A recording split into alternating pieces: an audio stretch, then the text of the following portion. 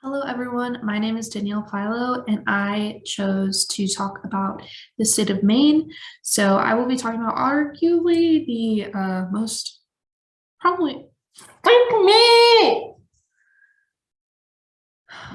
Lyra, leave me alone. I love you, but not right now.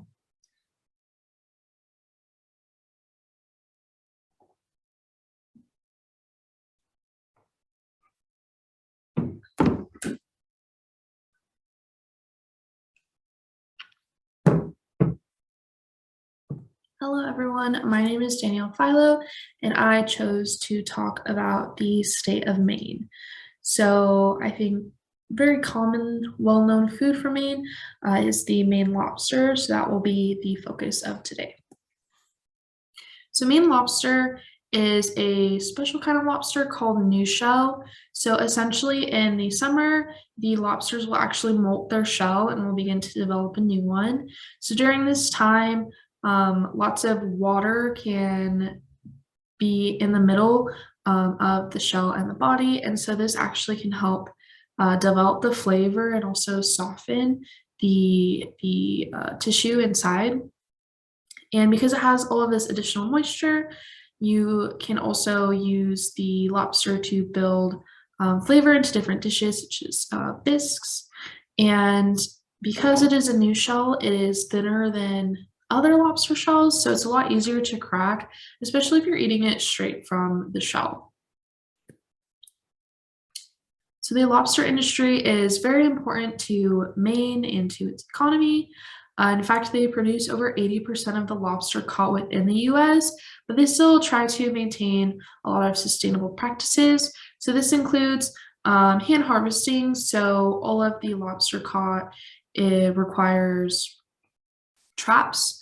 They're not allowed to do diving or any kind of ocean sweeps to collect the lobster.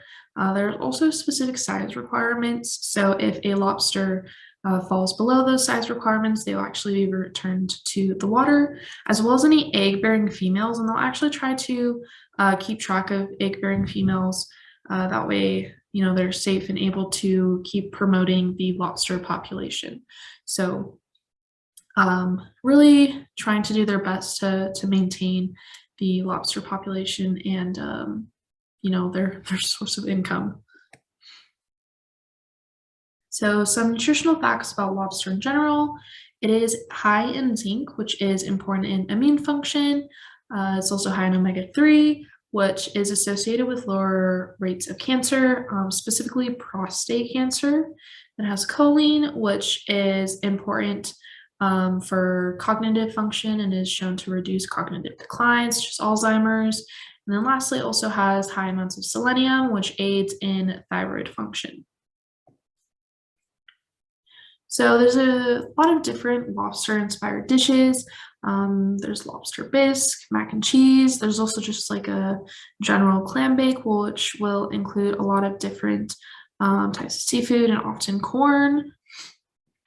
But probably the most well-known lobster dish is the lobster roll. So this is traditionally lobster that's coated in butter. Sometimes it'll have a little bit of mayonnaise as well, and it's served on a hot dog bun.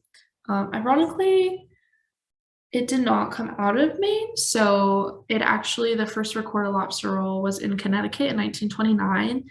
And then a restaurant in New York began to serve a lobster salad roll in 1965. And then finally, in the 1970s, the lobster roll really gained popularity in Maine and was sold at road stands. But like it was said before, lobster is produced mainly in Maine in the US, so it's likely why we often think of Maine and lobster rolls. So here is a recipe. This is courtesy of Food Network. Essentially, once you have your lobster baked, it's actually pretty simple. You just mix some butter and mayo together, and then they toast their hot dog buns, which I really appreciate. But you don't have to toast your hot dog buns. There's also people that use like hoagies or hamburger buns. So you can definitely do a few different variations of the lobster roll. Some people like to add celery to it or do it with extra mayo. But the key component is always that good old lobster. So that is it for me. Hope you learned something interesting about Maine and lobster. And here are my references.